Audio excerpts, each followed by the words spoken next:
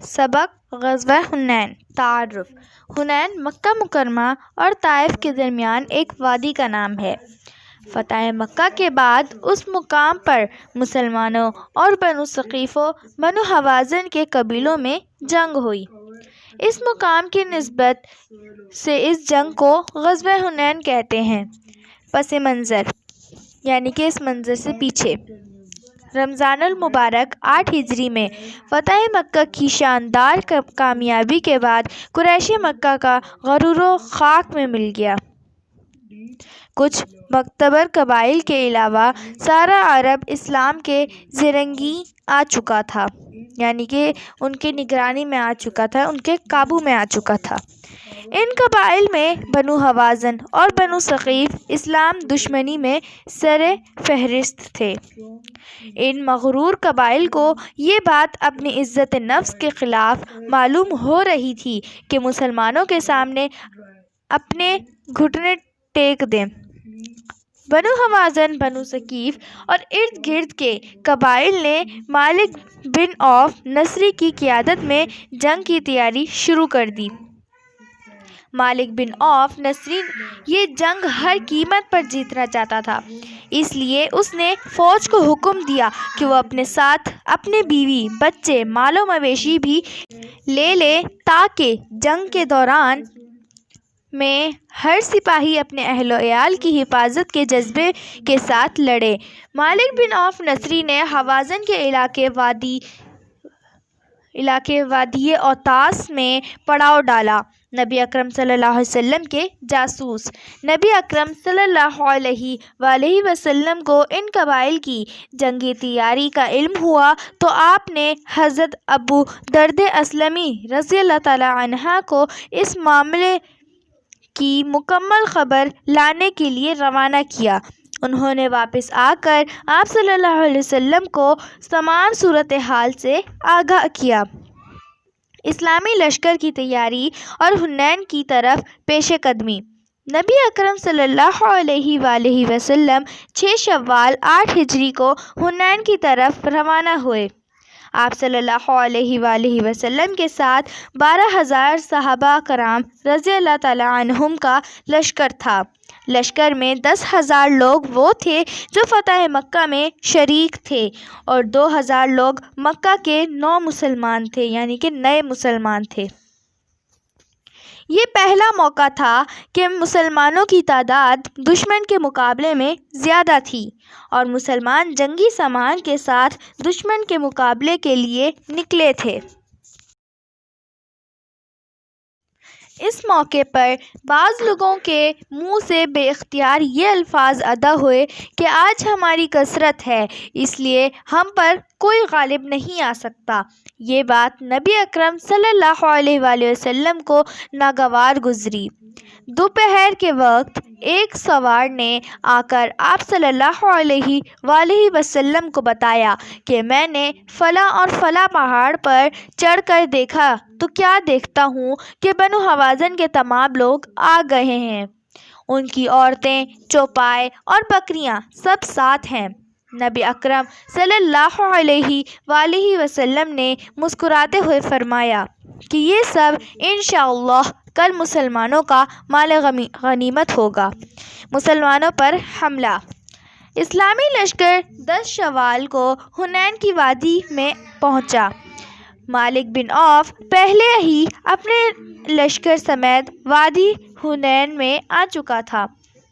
اس نے رات کے اندھیرے میں اپنے تیر اندازوں کو وادی کی گھاٹیوں اور تنگ راستوں میں چھپا دیا تھا۔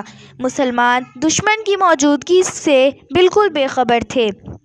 نبی اکرم صلی اللہ علیہ وآلہ وسلم نے سحر کے وقت اسلامی لشکر کو منظم کیا اور لوگوں میں جھنڈے تقسیم کیے۔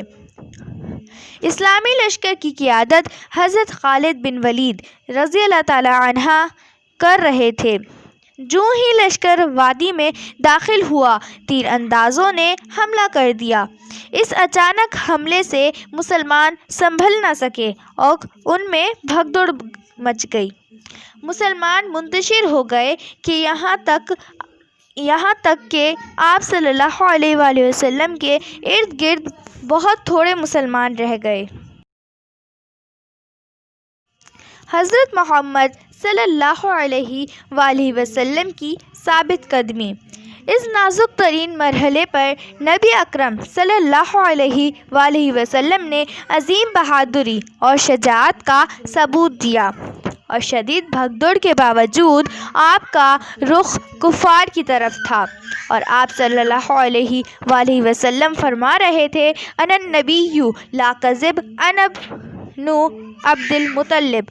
ترجمہ: میں نبی ہوں، یہ جھوٹ نہیں، میں عبد المطلب کا بیٹا ہوں۔ نبی اکرم صلی اللہ علیہ وآلہ وسلم کے حکم پر حضرت عباس رضی اللہ تعالی عنہ نے مسلمانوں کو پکارا۔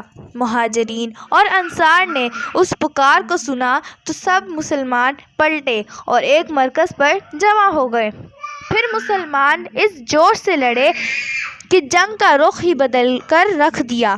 اس دوران میں نبی اکرم صلی اللہ علیہ وآلہ وسلم نے ایک مٹھی بھر مٹی لے کر دشمن کی طرف پھینکتے ہوئے فرمایا، شاہت الوجوہ، چہرے بگڑ جائیں۔ یہ مٹھی بھر مٹی اس طرح پھیلی کہ دشمن کا کوئی فرد ایسا نہ تھا جس کی آنکھ اس سے بھر نہ گئی ہو۔ اس کے بعد ان کی قوت ٹوٹتی چلی گئی اور مسلمانوں کو فتح نصیب ہوئی۔ قرآن مجید میں غزوہ حنین کا ذکر۔ قرآن مجید میں اللہ تعالیٰ نے غزوہ حنین کا ذکر ان الفاظوں میں کیا ہے۔ ترجمہ: اور اللہ نے حنین کے دن تمہاری مدد کی جب تمہیں تمہاری کثرت نے غرور میں ڈال دیا تو پس وہ تمہارے کچھ کام نہ آئی اور زمین کشادگی کے باوجود تم پر تنگ ہو گئی۔ پھر تم لوگ پیٹھ پھیر کر بھاگے۔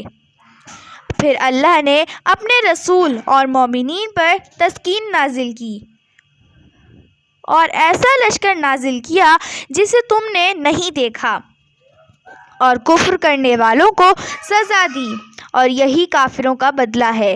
سورہ توبہ آیت نمبر 25 اور 26۔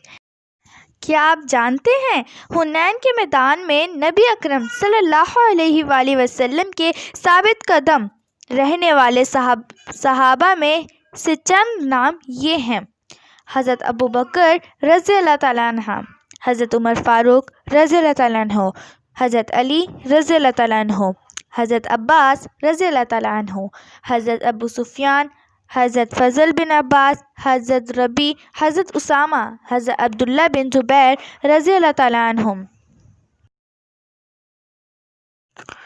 مشکل الفاظ: اسم یعنی کہ ناؤن اور تاریخ۔ مکہ مکرمہ یہ ایک اسم ہے۔ طائف، بنو ثقیف، بنو حوازن یہ سب ایک اسم یعنی کہ ناؤن ہے۔ اہل و عیال مشکل الفاظ ہے یہ۔ حضرت ابو درد اسلمی، رمضان المبارک 8 ہجری، 6 شوال 8 ہجری، 10 شوال۔ یہ کچھ سوال ہیں جن کا جواب آپ مجھے کمنٹ میں دیں گے۔ سوال نمبر 1، غزوہ حنین میں مسلمانوں کے خلاف کون کون سے قبائل شامل تھے؟ سوال نمبر 2، غزوہ حنین کیوں پیش آئی؟ سوال نمبر 3، مالک بن عوف نے جنگ جیتنے کے لیے کیا طریقہ اختیار کیا؟ سوال نمبر 4، قرآن مجید میں غزوہ حنین کا تذکرہ کس طرح آیا ہے؟ If you like my videos, please subscribe my channel and press the bell icon. Thank you.